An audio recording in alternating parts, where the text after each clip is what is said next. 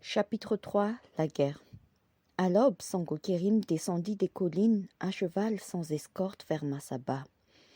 Il alla jusqu'à la porte principale qu'il trouva fermée. Il constata que Samilia n'était pas là. Il constata qu'aucun des frères Tsangor n'était venu le saluer. Il constata que les gardiens de la porte étaient en armes et que tous les remparts de la ville bruissaient d'une activité frénétique. Il constata que le drapeau des terres du sel flottait à côté de celui de Masaba sur les tours de la ville. Alors, il avisa un vieux chien qui traînait par là, en dehors de l'enceinte, malheureux de s'être fait enfermer à l'extérieur de la cité. Il s'adressa à lui du haut de son cheval et lui dit « Soit, maintenant c'est la guerre. » Et ce fut la guerre. Au palais, Sako, en tant qu'aîné, avait pris la place de son père. Liboko, chef des troupes de la ville, s'occupait de la liaison avec le campement de Kouam. Ce dernier s'était installé sur la colline la plus au sud avec ses gens et son armée. Des émissaires allaient et venaient entre Masaba et le campement pour prévenir le prince des terres du sel des derniers mouvements de Sangokérim, pour vérifier qu'il ne manquait de rien, eau, nourriture, vin ou foin pour les bêtes. Samilia s'était installée sur les toits, à l'endroit même où son père avait passé sa dernière nuit. D'ici, elle voyait tout, les 4 collines du nord qu'occupait Sangokérim, les 3 collines du sud où était le campement de son futur époux Kouam, la grande plaine de Masaba au pied des murailles. Elle pensait à ce qui s'était passé la veille, au retour de Sango, à la mort de son père, à la dispute autour du catafalque, à ces 2 hommes qui allaient se battre pour elle. « Je n'ai rien voulu, pensa-t-elle.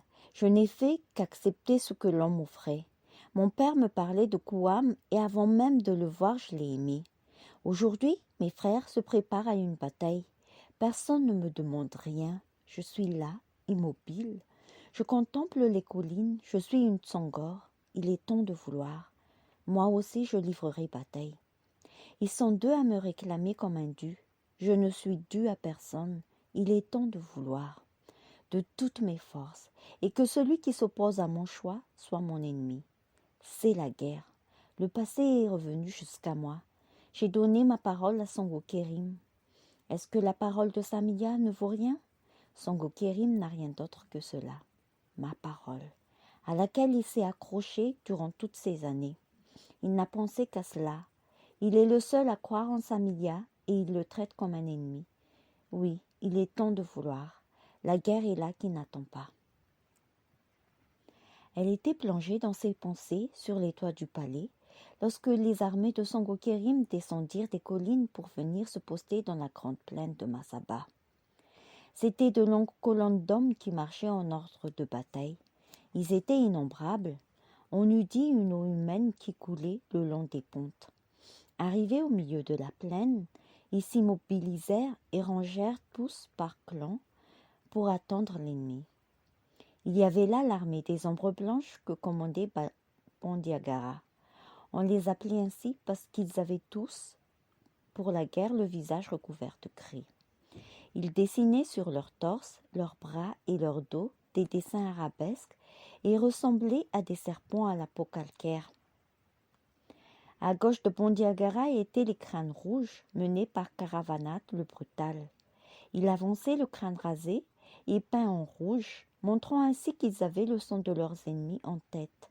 Ils portaient des colliers autour du cou, car les jours de guerre étaient pour eux jours de fête. À droite de Bandiagara était Rassamilag et son armée. C'était une foule immense et bigarrée, montée sur des chameaux. Ils venaient de 7 contrées différentes. Tous avaient leurs couleurs, leurs armes et leurs amulettes particulières. Des étoffes de leurs habits battaient sous le vent. Assamilag avait été élu commandant de l'armée par les autres chefs. L'armée semblait tanguer sur ces grands animaux flegmatiques.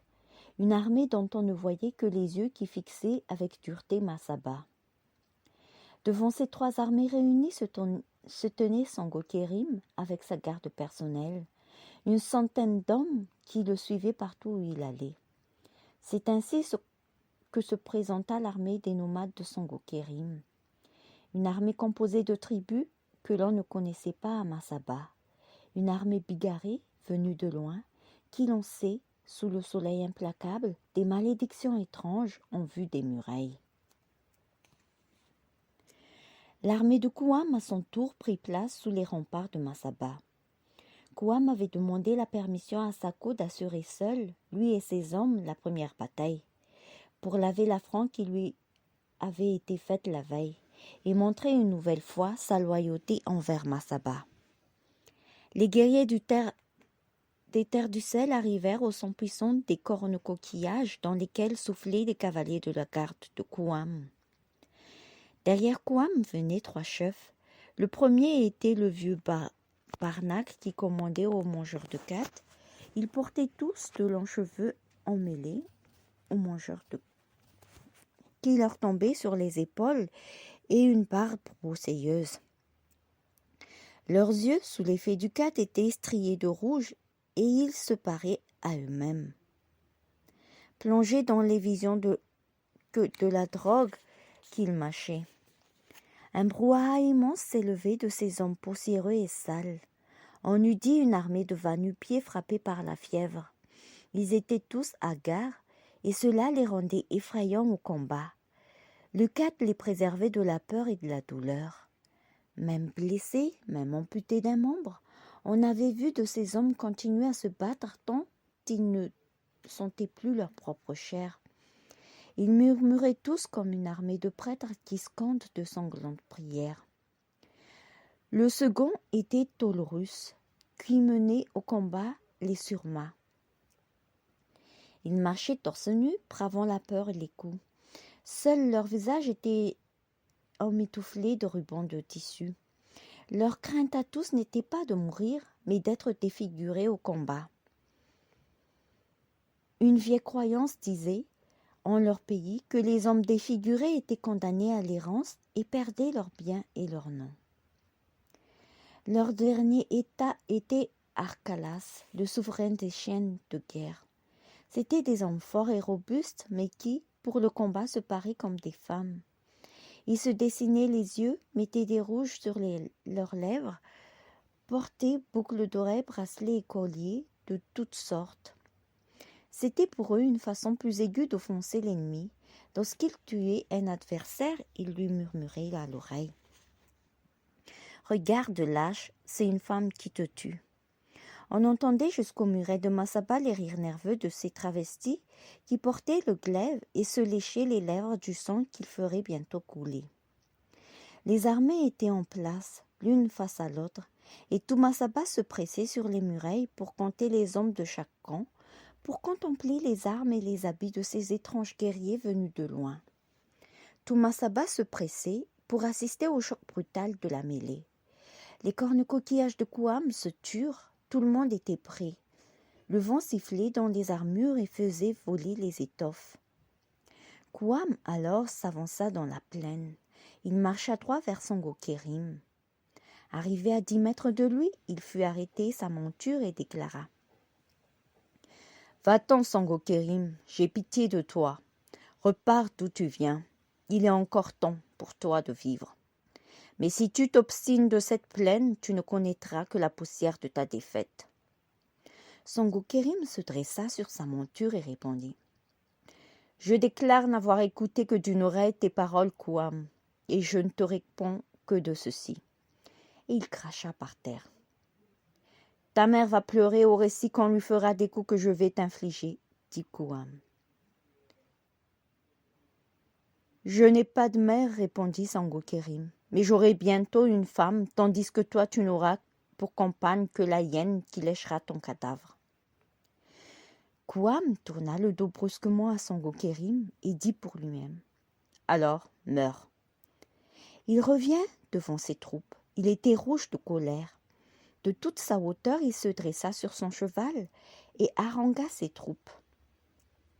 Il hurlait qu'il avait été offensé et que ses chiens d'en face devaient périr.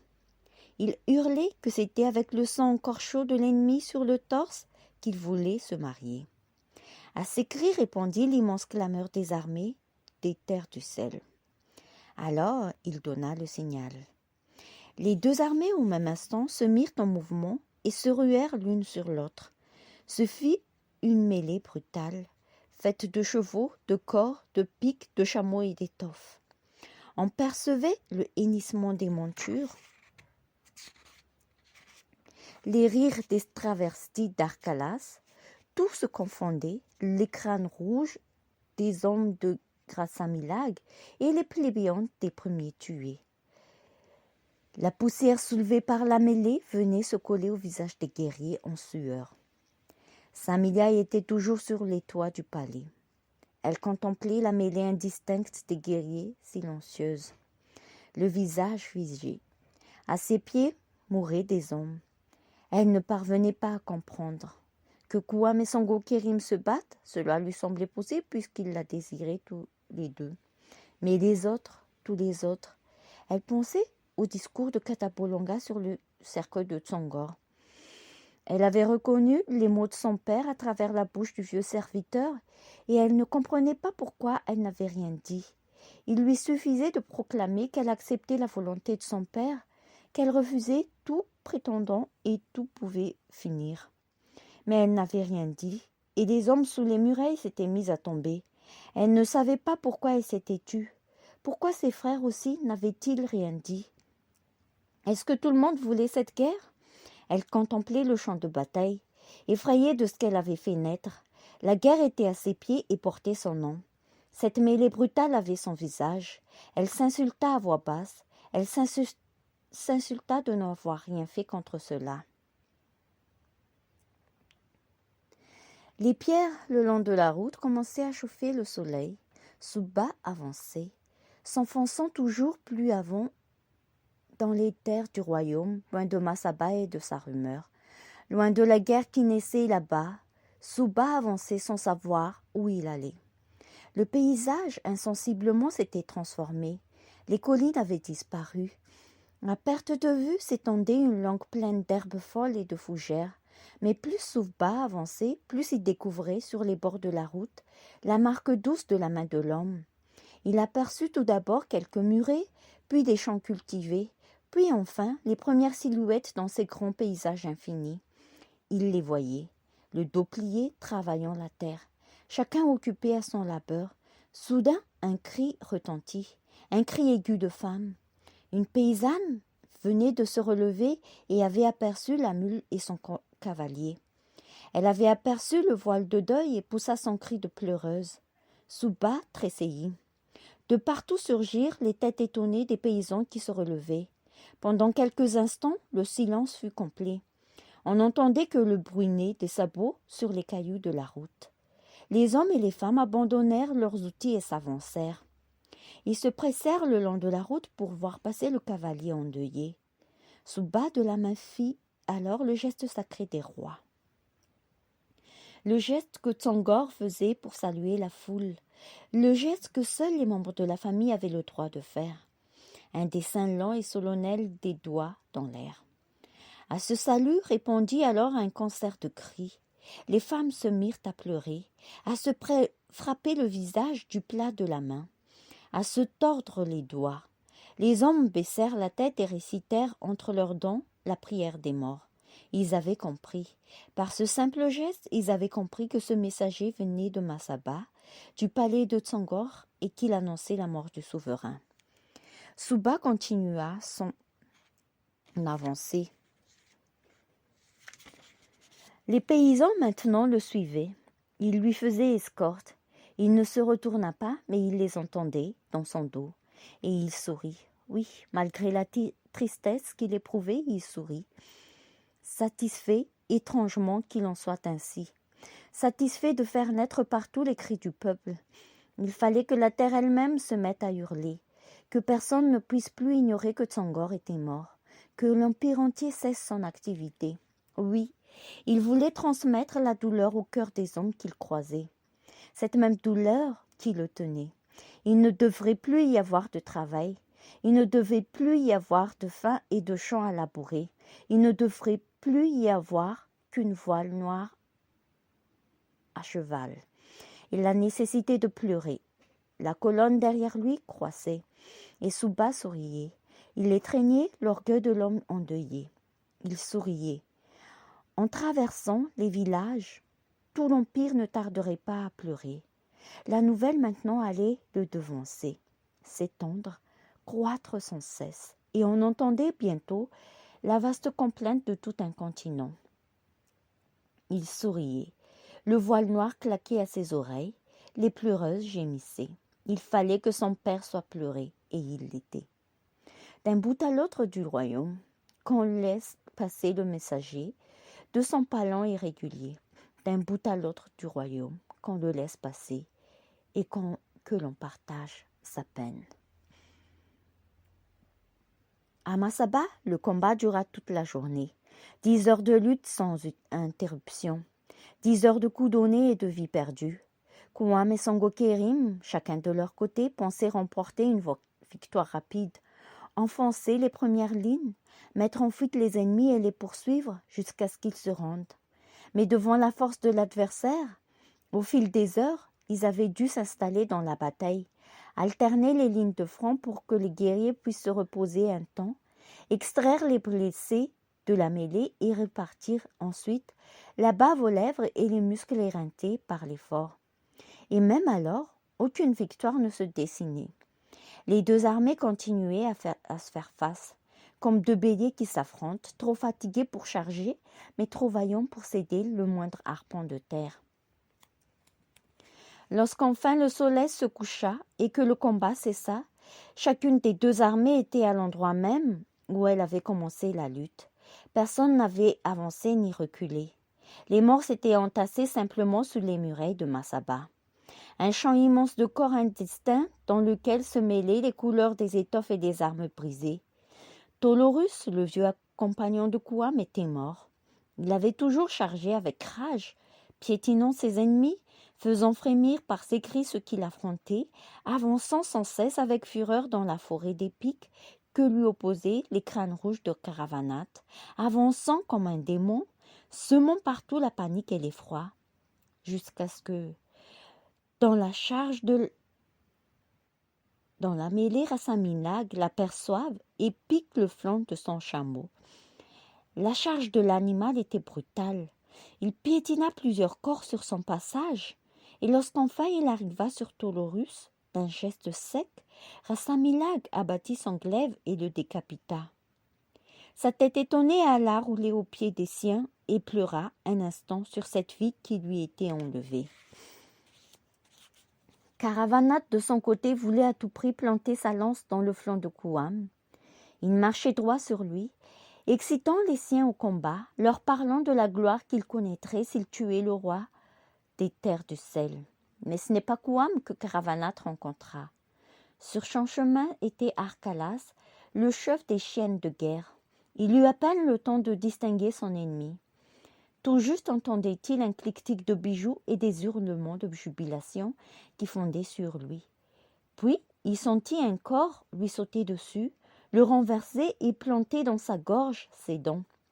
C'est ainsi qu'Arcalas prit la vie de Caravanat. Il lui trancha la veine jugulaire, et la mort s'abattit sur ses yeux. Son corps fit encore quelques hoquets, et il eut le temps d'entendre la voix de celui qui le tuait lui murmurer « Je suis belle et je te tue ». À tous ces corps de braves que la vie avait quittés s'ajoutaient en un amas putride des cadavres de chevaux et les innombrables chiens de guerre qui s'étaient entre-déchirés et gissaient, les pattes en l'air, raidis dans la mort. Lorsque le combat cessa et que les deux armées remontèrent dans les collines défaites, épuisées, trempées de sang et de sueur, on eût dit qu'elles avaient accouché dans la plaine d'une troisième armée. Une armée immobile, allongée face contre terre, l'armée des morts qui était née après 10 heures de contraction sanglante. L'armée de tout ce qui resterait à jamais dans la poussière de la plaine au pied de Masaba.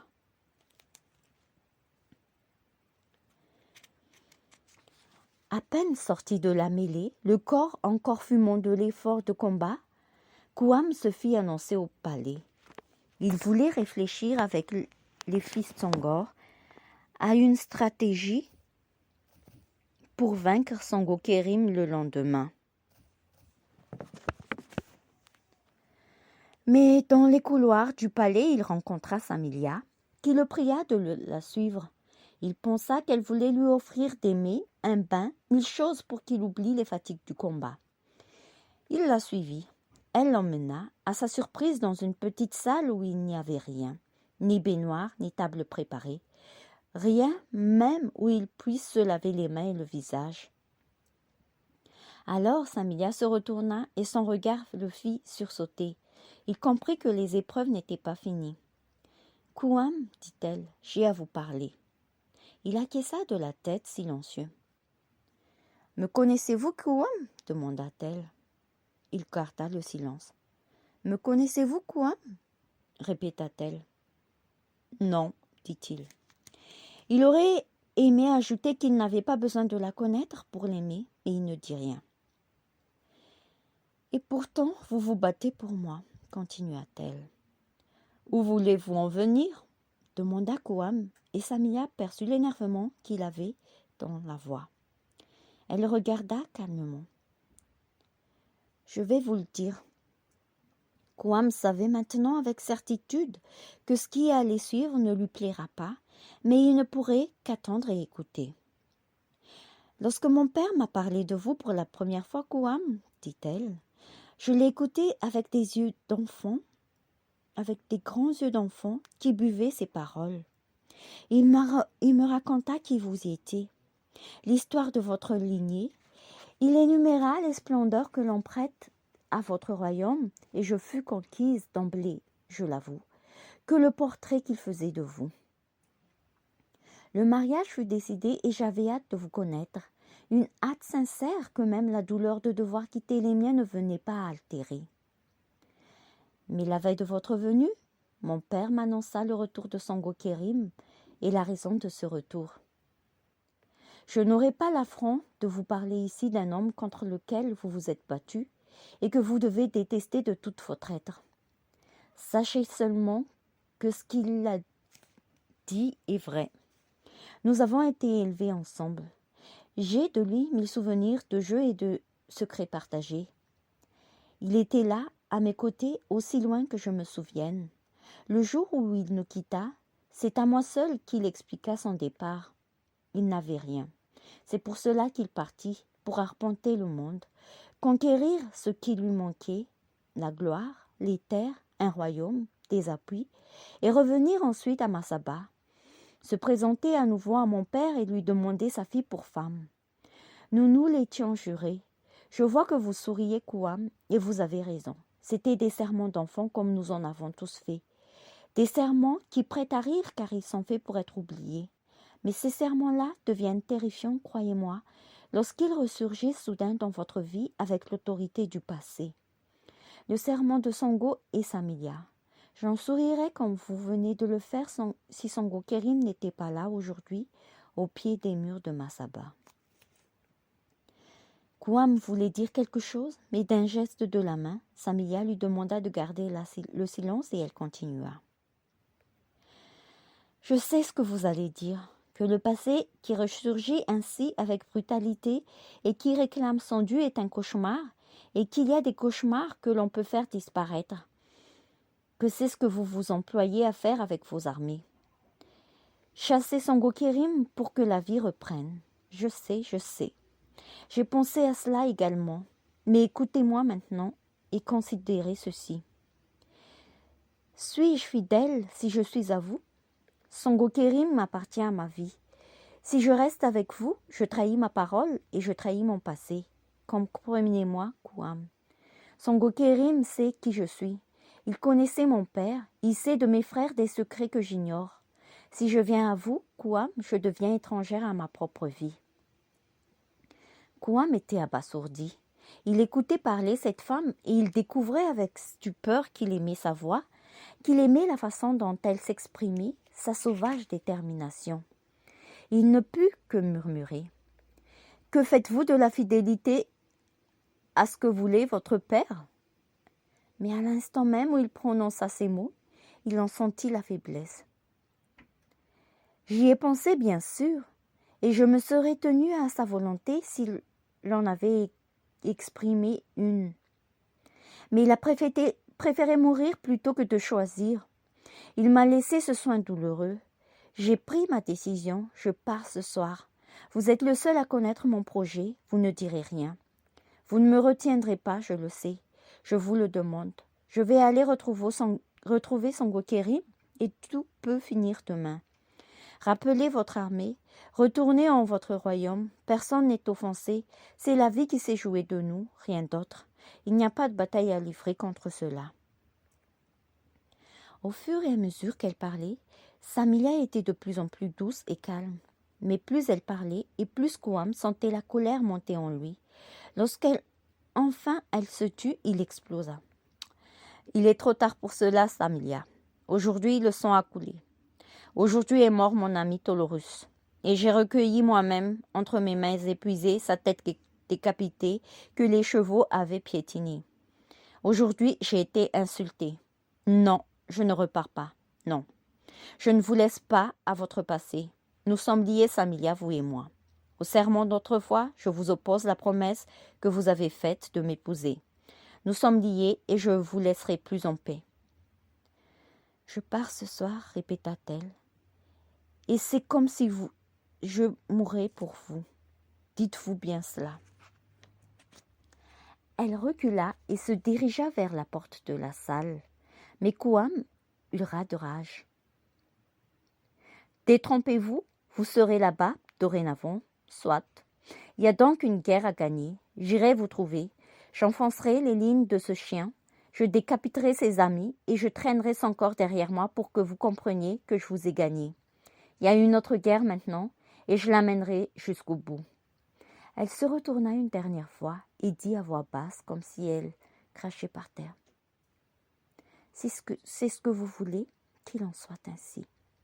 Elle disparut en serrant fort ses poings. Jamais Kouam ne lui avait semblé aussi beau. Jamais elle n'avait eu autant envie d'être sienne. Elle croyait profondément à ce qu'elle avait dit. Elle s'était préparée à son discours. Elle avait pesé chaque argument. Elle voulait être fidèle, elle y croyait.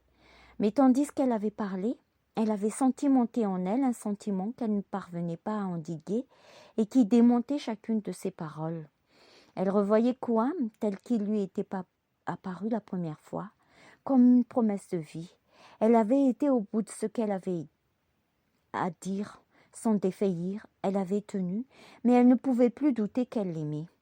Elle disparut en se jurant de l'oublier, mais elle sentait déjà que plus elle s'en éloignerait, plus il l'obséderait.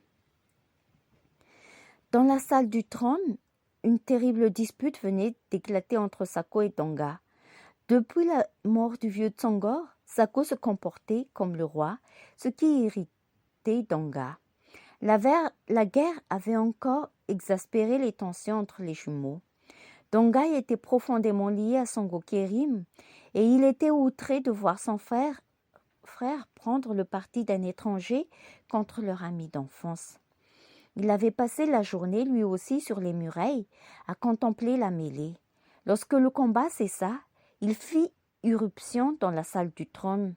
Son frère était là, calme, habillé dans les habits du souverain. Cela accrut encore sa rage. « Sako, nous ne pouvons plus soutenir Kouam, dit-il. »« Que dis-tu » demanda Sako, qui avait pourtant parfaitement entendu. « Je dis, répéta Donga, que par ta faute, nous sommes en train de soutenir Kouam et que cela n'est pas juste. Songo Kérim est notre ami, c'est vers lui que doit aller notre fidélité. »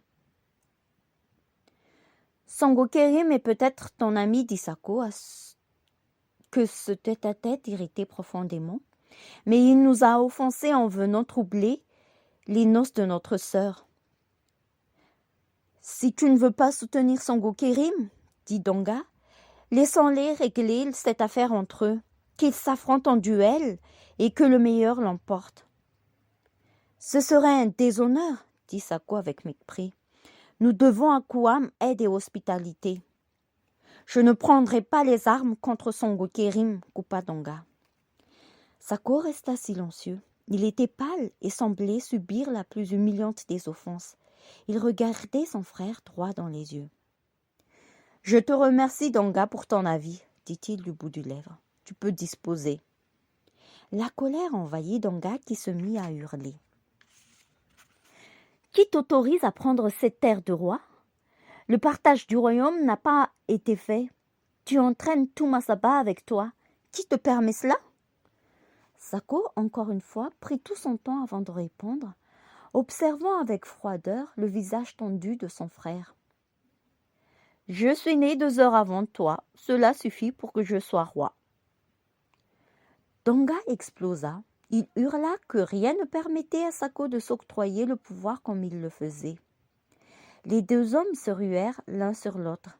Ils roulèrent à terre comme 2 insectes qui luttent, emmêlés l'un à l'autre. On parvint enfin à les séparer et Danga, les cheveux hirsutes, la tunique déchirée, quitta la salle en essuyant le sang qui coulait de sa bouche. Il rentra dans ses appartements, donna l'ordre que l'on prépare ses affaires et que sa garde personnelle se tienne prête au départ dans le plus grand secret. Lorsqu'il eut donné ses ordres, il chercha sa sœur pour lui dire adieu. Il la trouva à l'instant même où elle venait de quitter Kouam. Danga lui annonça son désir de partir. Elle était aussi sombre que lui. « Je pars avec toi, dit-elle simplement. » C'est dans la nuit noire de Masaba que Danga et son escorte de 5000 hommes quittèrent la ville. Les gardes des murets crurent à une manœuvre nocturne et ouvrirent les portes en souhaitant bonne chance aux rebelles. L'hémorragie du grand clan Tsongor avait commencé, et le vieux roi, dans son tombeau solitaire, poussa un long gémissement d'entrailles que seules les colonnes des caves entendirent. En haut des collines, dans le campement de l'armée nomade, on vit arriver la troupe de Danga avec stupeur. Les hommes qui faisaient le guet crurent d'abord à une attaque, mais Danga demanda à voir Sango Kerim, et lorsqu'il lui eut expliqué les raisons de sa présence, un immense hurrah de joie secoua l'ensemble du camp. C'est alors que Samilia descendit de cheval et s'avança vers Sango Kerim. Il était blême. Il ne pouvait croire qu'elle était là, devant lui. « Ne souris pas en ton âme, Sango Kerim, lui dit-elle, car c'est le malheur qui se présente à toi. Si tu m'offres l'hospitalité de ton campement, il n'y aura plus de trêve. La guerre sera féroce, et Kouam, comme un sanglier furieux, n'aura de cesse qu'il ne t'ouvre le ventre et ne fourrage tes viscères. Il me l'a dit, et il faut le croire. Je me présente à toi et te demande l'hospitalité, mais je ne serai pas ta femme, pas avant que cette guerre ne s'achève. Je serai là, je partagerai ces instants avec toi, je veillerai sur toi, mais tu ne pourras jouir de moi avant que tout cela soit fini. Tu le vois, Sango Kerim, c'est le malheur qui se présente à toi et te demande l'hospitalité. Tu peux me chasser, il n'y aura pas de honte à cela. Cela sera même le geste d'un grand roi, car tu sauveras ainsi la vie de milliers d'hommes. Sango Kerim s'agenouilla et baisa la terre qu'il était entre lui et Samilia. Puis, en regardant cette femme avec le désir de toutes ces années accumulées, il lui dit « Ce campement est à toi. Tu y régneras comme ton père régnait sur Masaba. Je t'offre mon armée, je t'offre mon corps et chacune de mes pensées. Et si tu t'appelles malheur, alors oui, je veux étreindre le malheur tout entier et ne vivre que de cela. » Dans l'immense campement de l'armée nomade, les hommes se pressaient pour essayer de voir celle pour qui la guerre avait été déclarée. Sango Kerim la présenta à Rassamilag et à Bandiagara, puis la conduisit dans une immense tente où les femmes touaregs de Rassamilag, emmitouflées dans leurs voiles, lui préparèrent à manger et lui caressèrent le corps de leurs mains parfumées pour que le sommeil s'empare d'elle avec volupté. Les hommes du campement, heureux de ce renfort inattendu, se mirent à chanter les chansons lointaines de leur pays. Les brides de leurs chants, portés par le vent tiède de la nuit, arrivaient jusqu'aux murailles de Masaba. Les gardes levaient la tête et écoutaient cette musique qu'ils trouvaient belle. C'est alors seulement que la nouvelle parvint jusqu'au palais. Dramon, chef de la garde spéciale, entra en plein conseil haletant. Sako, Liboko et Kouam, en pleine discussion, levèrent la tête d'un seul mouvement. « Tongo les a rejoints, dit-il en un souffle, avec 5000 hommes et 5 milliards. » Tout le monde s'attendait à ce que Sako hurle sa colère, qu'il brise la table à coups de poing, mais à la surprise générale, il resta parfaitement calme et il dit simplement « Cette fois c'est sûr, nous mourrons tous. Nous, eux, il ne restera plus personne. » Puis il demanda qu'on lui apporte les plans de la ville pour étudier l'éventualité d'un siège. Et lorsqu'on déplia devant lui la carte de Masaba, il marqua un temps d'arrêt, car il sentait que cette ville que son père avait construite, cette ville dans laquelle il était né et qu'il aimait, allait commencer à brûler. Son père en avait imaginé les plans et supervisé les travaux. Il l'avait construite et administrée.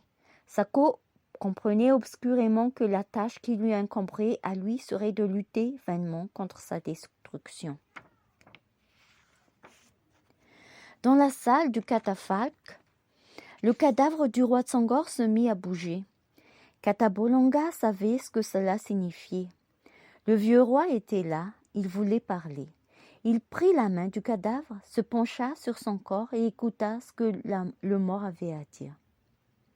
« Dis-moi, Katabolonga, demanda le roi mort. Dis-moi que cela n'est pas. Je suis dans le pays sans lumière. Je rôde comme un chien peureux sans oser m'approcher de la barque du passeur, car je sais que je n'ai rien pour payer mon passage. J'aperçois au loin la rive où les ombres ne sont plus tourmentées. Dis-moi, Katabolonga, dis-moi que cela n'est pas. Parle, Tsongor, murmure le vieux serviteur d'une voix douce et posée. Parle et je te répondrai. J'ai vu aujourd'hui une foule immense apparaître à mes yeux, reprit le mort. Ils sortaient de l'ombre et se sont dirigés lentement vers la barque du fleuve. C'étaient les guerriers hagards. J'ai observé leurs insignes ou ce qu'il en restait. J'ai regardé leurs visages, mais je n'ai reconnu personne. Dis-moi, Katabolonga, qu'il s'agit d'une armée de pilleurs que les troupes de Masaba ont interceptées quelque part dans le royaume, ou de guerriers insoumis qui sont venus mourir sous nos murailles sans que personne ne sache pourquoi. Dis-moi, Katabolonga, dis-moi que cela n'est pas. Non, Tsongor, répondit Katabolonga. Ce n'est ni une horde de pilleurs, ni une armée de mourants venus s'échouer sur nos terres. Ce sont les morts de la première bataille de Masaba. Tu as vu passer sous tes yeux les premiers écorchés de Kouam et de Songo Kerim, mêlés les uns aux autres dans une pauvre colonne de révulsés. Alors, la guerre est là et je n'ai rien empêché, dit Tsongor. Ma mort n'a servi à rien d'autre qu'à me dérober au combat. Ils doivent me traiter de lâche, mes fils et les habitants de Masaba. J'ai parlé comme tu l'avais demandé, répondit Katabolonga, mais je n'ai rien pu empêcher, c'est la guerre. Oui, dit le roi, je l'ai vu, là, dans les yeux de ces ombres qui se pressaient. Je pouvais la sentir en eux, malgré leurs plaies, malgré leurs morts. Ils voulaient encore se battre. J'ai vu toutes ces ombres qui marchaient d'un même pas, se défier d'un regard. Ils étaient comme des chevaux écumants qui ne veulent que se mordre. Oui, la guerre était en eux, et chez les miens aussi sûrement. Oui, Tsongor, chez les tiens aussi. Dans les yeux de mes fils, ceux de mes amis, et dans tout mon peuple l'envie de mordre. Oui, Tsongor, dans les yeux de chacun d'entre eux, elle est là.